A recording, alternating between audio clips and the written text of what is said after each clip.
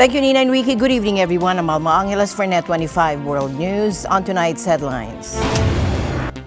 A race against time. Survivors in Thailand. Rescue teams are in full force in Thailand and Myanmar, battling against the odds to save lives.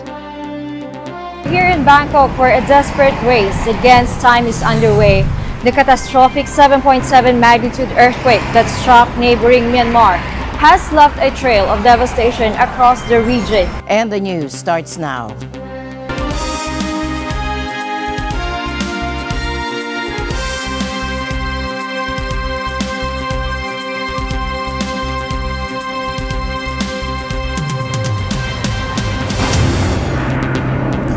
The scenes unfolding in Bangkok are heartbreaking. A collapsed high-rise trapped workers and families clinging to hope. The earthquake's impact is being felt across the region, with Myanmar facing a catastrophic situation. Crystal Mapa for the details. Yes, Alma, we're here in Bangkok where a desperate race against time is underway. The catastrophic 7.7 magnitude earthquake that struck neighboring Myanmar has left a trail of devastation across the region, with the city now declared as a disaster-stricken area. One of the most harrowing scenes is the collapse of the 33-story high-rise still under construction. Dozens of workers are believed to be trapped inside. Survivors describe a terrifying moment as concrete and steel crumbled around them.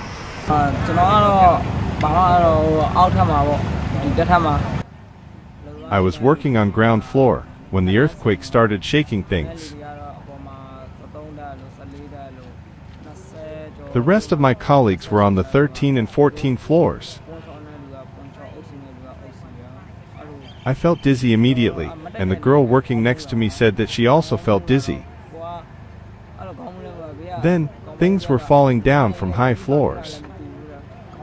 We were scared and told each other to run away. The rest of people on the high floors didn't escape and died under debris.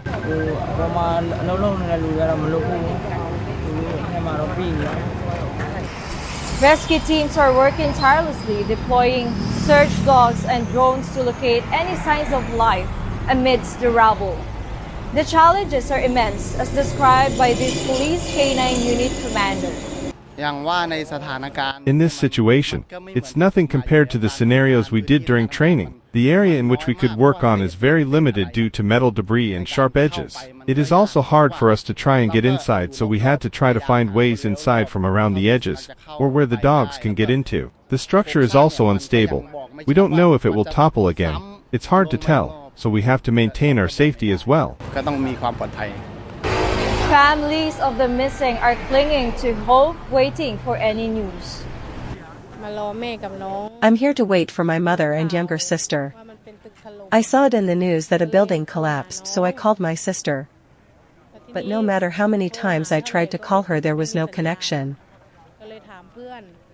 So I asked her coworker, who said they couldn't reach her, and my mother as well.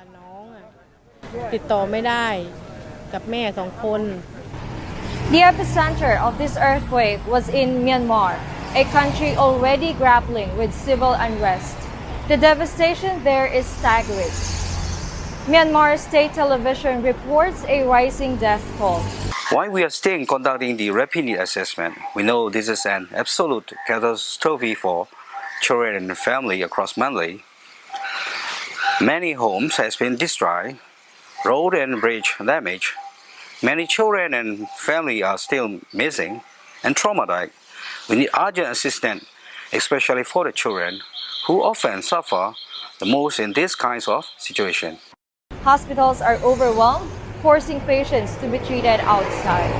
International aid is pouring in. The United Nations is mobilizing resources across Southeast Asia. It's early morning and I'm here at the UNICEF Global Supply Hub in Copenhagen, where the team is busy packing and preparing life-saving supplies to send to Myanmar for the children and the families affected by the devastating earthquake. This response is supported by DG ECHO and the European Union, which helps make sure that we're able to get these life-saving supplies on the ground for women and children as soon as possible. On Friday, U.S. President Donald Trump announced the U.S. would provide assistance. Yeah, we're going to be helping. We've already alerted the people. Yeah, it's terrible what's happened. It's a real bad one, and we will be helping. We've already spoken with the country. A Russian rescue team arrived in NET25, the capital of earthquake-hit Myanmar on Sunday, March 30th, according to the Russian Ministry of Emergencies. The team brought a mobile hospital and will head to hard-hit Mandalay near the epicenter. The Chinese National Rescue Team arrived at Yangon International Airport in Myanmar on Saturday afternoon to assist in disaster relief efforts. The 82-member rescue team sent by the Chinese government brought with them rescue equipment and supplies aboard a chartered Air China flight. Amidst the devastation, there's a glimmer of hope. In Myanmar's capital, Naypyidaw, a man was pulled alive from the rubble after being trapped for a grueling 40 hours. Rescue teams from Singapore and Myanmar worked together in this miraculous rescue. As reported by Myanmar's Army-run TV, this is a testament to the tireless efforts of these rescue teams. And here in Bangkok, amidst the chaos, a moment of pure joy. Kantong Swen Mungshin, who came to the Police General Hospital for a routine checkup, went into labor as the tremors began. Surrounded by medical staff, she gave birth to a healthy baby girl nicknamed Mink. พอเลยมานอนไปพักหนึ่งมันก็ยังไม่ปวดท้อง I was unexpectedly admitted and was lying on the bed for a while.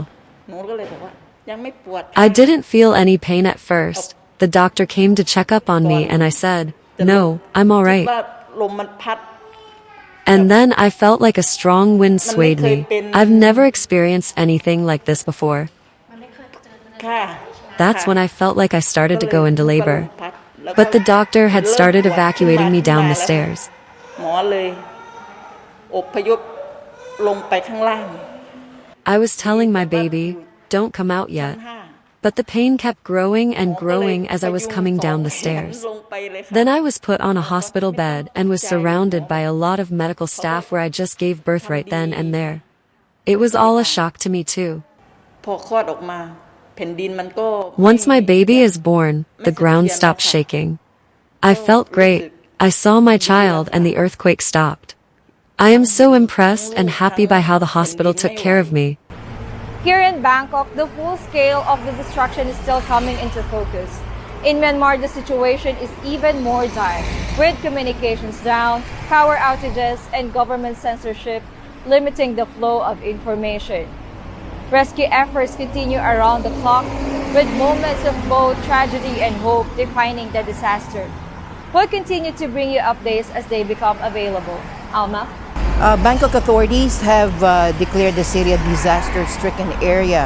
Now, what does this mean for the response efforts now? Alma, it means emergency teams now have the authority to assess and monitor damage across the city. This declaration will help in coordinating resources and relief efforts. What is the biggest challenge for the rescuers right now? The biggest challenge is access. Some of the worst hit areas in Myanmar are extremely hard to reach, and aid workers are struggling to move supplies due to ongoing conflicts in the region. The UN has now mobilized aid for Southeast Asia. And how soon do you think can we expect relief efforts to reach those in need? The UN has started coordinating with governments in Thailand, Myanmar, and neighboring countries to get supplies and personnel on the ground as quickly as possible. However, Alma, in Myanmar, aid efforts are more difficult due to political and logistical challenges. What's the mood now for the relatives and families waiting for news? Alma, there's a mix of hope and desperation. Families are clinging to the possibilities that their loved ones are still alive, while rescue teams push forward despite dangerous conditions. Thank you, Crystal. Crystal Mapa reporting from Bangkok, Thailand. Meanwhile, the Philippine government is offering assistance to Filipinos affected by the devastating earthquake in Myanmar, including repatriation for those who wish to return home. DFA Undersecretary Eduardo de Vega, speaking in an interview, said the Philippine Embassy in Yangon expects to receive repatriation requests from some Filipinos who lost their jobs. The embassy is looking into it to address their request. Due to non-operational airports in Myanmar, those seeking repatriation will first be transported to Bangkok, Thailand. The DFA is drawing on past experience, referencing their assistance to Filipinos after the 2023 earthquake in Turkey.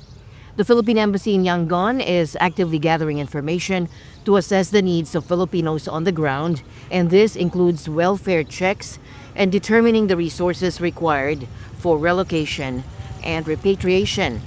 The embassy is also using social media to communicate with Filipinos in Myanmar, stating they are prepared to assist those who require help.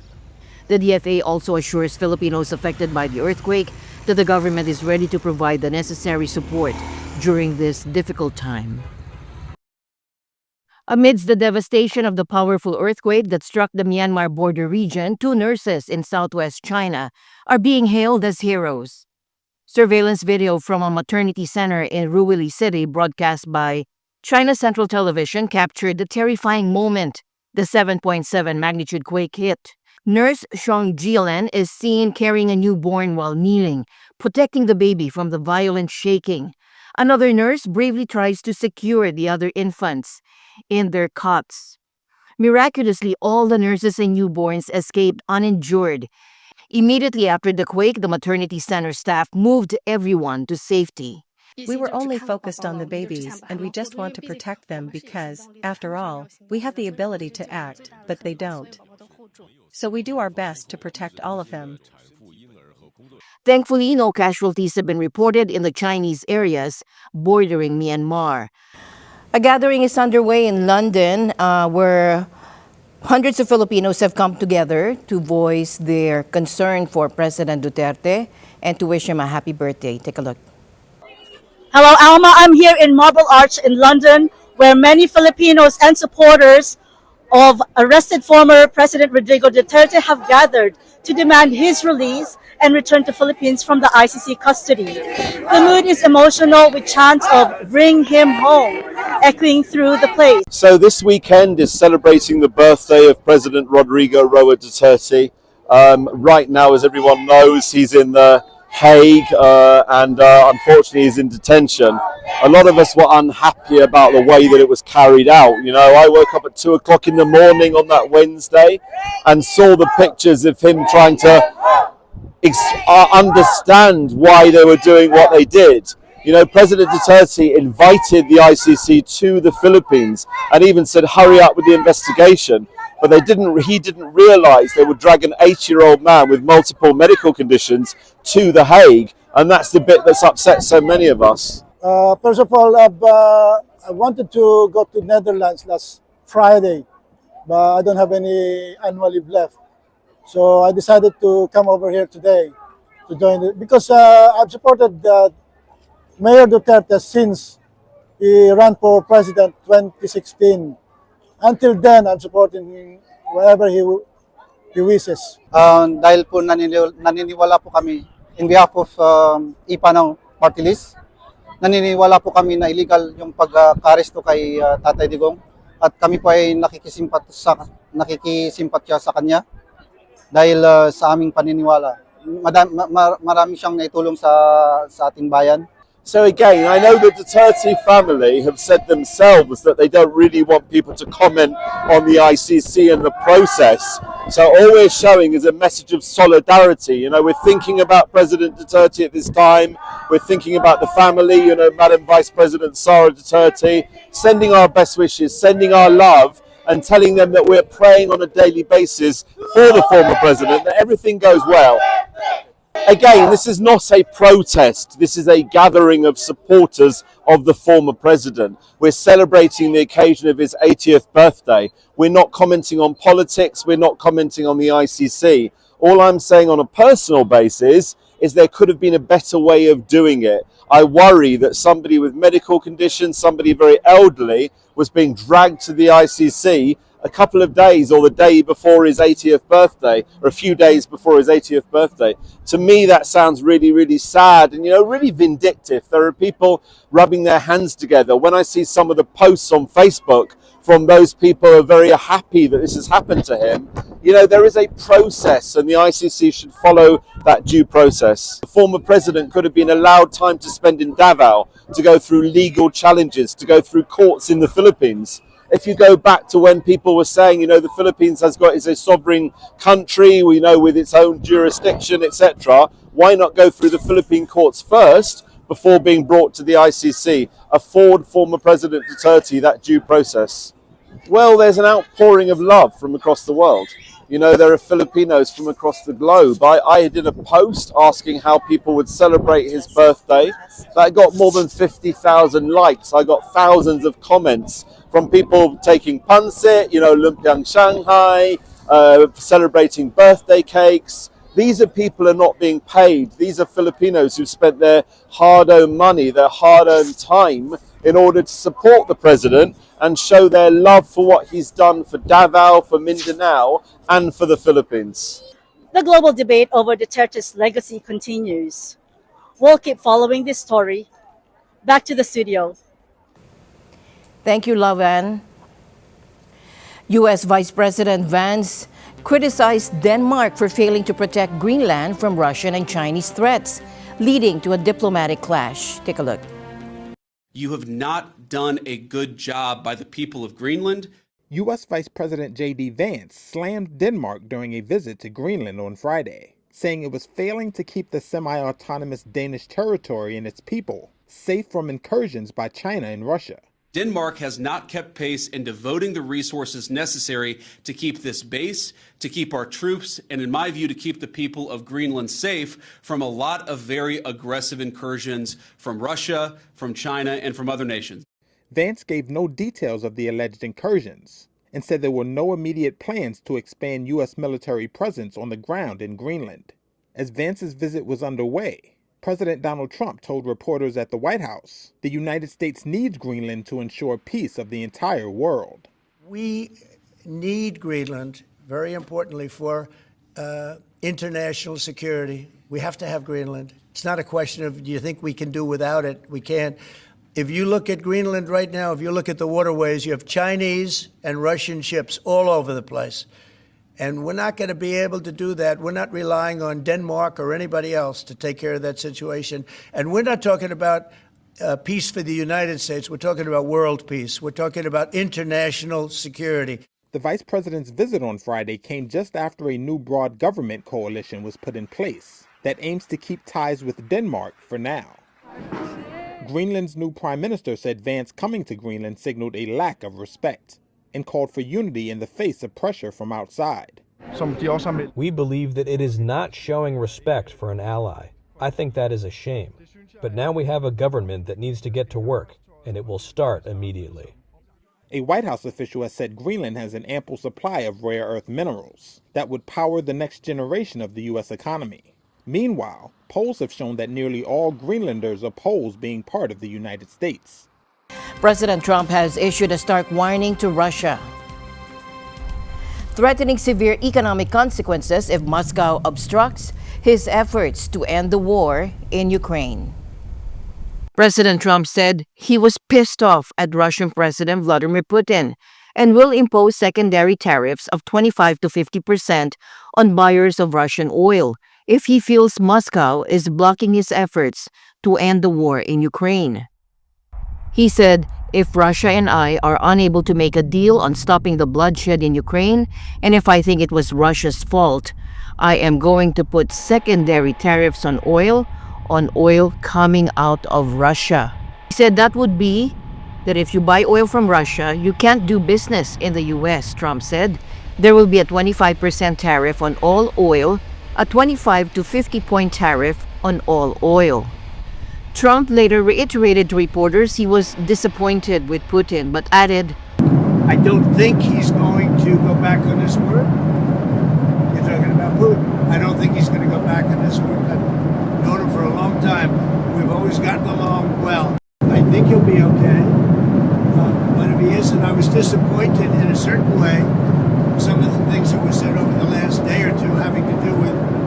Zelensky, because when he considers Zelensky not credible, he's supposed to be making a deal with him, whether you like him or you don't like him. So I wasn't happy with that.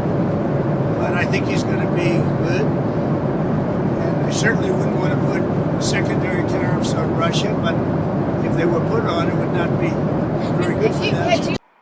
There was no immediate reaction from Moscow. Russia has called numerous Western sanctions and restrictions illegal and designed for the West to take economic advantage in its rivalry with Russia.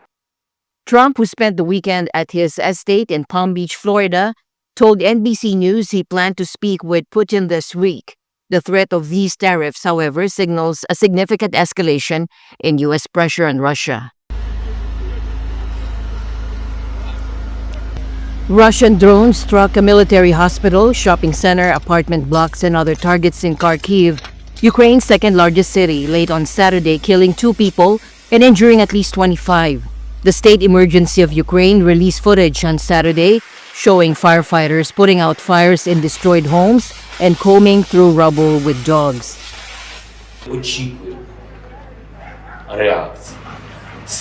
We expect a response. A serious response. We are working to ensure reaction. Strong reaction is needed, especially from America, Europe, and all those in the world who rely on diplomacy. Russia must be forced into peace. Only pressure will work. Meanwhile, U.S. President Donald Trump said Ukrainian President Volodymyr Zelensky wants to back out of a critical minerals deal, warning the Ukrainian leader would face big problems if he did. I think Zelensky, by the way, I see he's trying to back out of the rare earth deal. And if he does that, he's got some problems, big problems. We made a deal on rare earth, and now he's saying, well, you know, I want to renegotiate the deal. He wants to be a member of NATO. Well, he was never going to be a member of NATO. He understands that. So if he's looking to renegotiate the deal, he's got big problems. To resist Elon Musk's efforts in sharply cutting the United States federal workforce, demonstrators have organized protests outside Tesla dealerships in the U.S. and Europe. Percival Parlare Jr. has that story. On Saturday, here in Washington, D.C., for a second time in 2 weeks, protesters gathered outside a Tesla dealership in the Georgetown neighborhood. This as part of a nationwide demonstration against the electric vehicle maker's billionaire CEO, Elon Musk. Musk has been appointed chief of the Department of Government Efficiency, or DOGE, responsible for cutting more than 100,000 federal jobs across a federal civilian workforce of more than 2 million people. Protesters are seen holding posters bearing the likeness of Musk and U.S. President Donald Trump as they danced and waved to passing motorists. DOGE has also pushed for the freezing of foreign aid and the canceling of thousands of programs and contracts. Meanwhile, a similar protest took place outside a Tesla dealership in Mesa, Arizona. Protesters held banners and chanted slogans saying Musk must go, Tesla Chainsaw Massacre, and kick Elon out. They demand that the billionaire step away from policy discussions impacting retirees. Elon Musk, and he's an absolutely unelected official coming into our government and trying to take away. I am a retired senior citizen that paid into Social Security, and he's calling it a Ponzi scheme. I paid into that my entire work career. He has no business touching that, none whatsoever.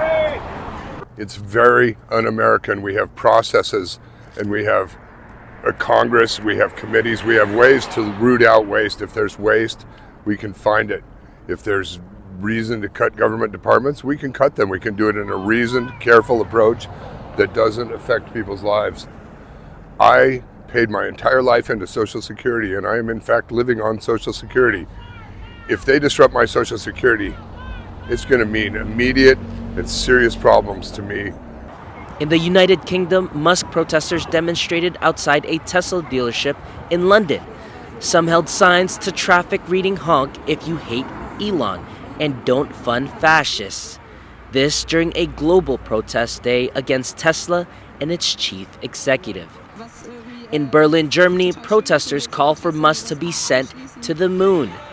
Gathered outside the Tesla showroom on the outskirts of the capital, protesters voiced their discontent with the billionaire. Their banners read, "Stop Tesla." Protester Sarah Walther from the state of Brandenburg, where the Tesla Gigafactory is located, says Musk trying to destroy democracies is unacceptable. We are here because we are trying to actually turn off Musk's tap worldwide, so that his shares fall, that he becomes poorer, and that he abandons this impossible right-wing populist and anti-democratic policy. Another protester, Emma Ali, says Musk abuses his power by destroying a forest in Greenland. I wanted to see if Friedrich Merz is now also advertising Tesla. So I think it's a real shame that Elon Musk is the richest person in the world, and that he's abusing his power by destroying a forest here in Greenland, eroding our drinking water, and it's just such a blatant injustice. So I couldn't help but be here. Environmental groups have been critical of the factory in Greenland since it began construction in 2019. Over the years, protesters have been frequent due to concerns that the factory's use of additional water will exacerbate existing groundwater problems in the state. The Tesla Takedown Initiative has called for a worldwide day of protests against Tesla on March 29. The initiative says hurting Tesla is stopping Musk and his influence on harming democracy. In Washington, D.C., Percival Parlade for NET25 World News. And the news continues here on NET25. We'll be right back.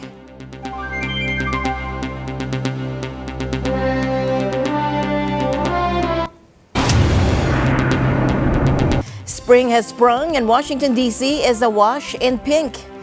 Estela Dominique takes us to the heart of the cherry blossom frenzy, where nature's beauty meets a historic tradition. Take a look. Every springtime here in Washington, D.C., these lovely cherry blossom trees draw fans from near and far, especially as their pink flowers reach peak bloom. In 1912, 3,000 cherry blossom trees were gifted by Japan to the United States to symbolize the friendship between the two countries. Over the years, these trees have been supplemented with more. And did you know that currently there are 3,700 cherry blossom trees along the National Mall? And there are over 18,000 on National Park Service property within Washington, D.C. These buttes can be viewed from several areas around the Capitol. But many agree that here at the Tidal Basin, where I am at the moment, is the best place to take in the very lovely view. Taking in the sight of the cherry blossoms, I have to say it's very calming. It's very beautiful, very pleasing to the eye, and I think that this is something that was very much needed after a long week at work. It really just puts your mind at ease, and it's very soothing. Park officials are encouraging spectators to enjoy the blossoms while they are in bloom, which usually lasts for only 14 days. And when they say enjoy, it means just look but never touch them because it's against the law. Next year, in 2026, in honor of America's 250th birthday, the Japanese Embassy will be gifting the country 250 new trees. In Washington, D.C., Estela Dominique for NET25 World News. And with that, we end tonight's broadcast. For everyone here on NET25, I'm Alma Angeles. Thank you all for joining us. Good night.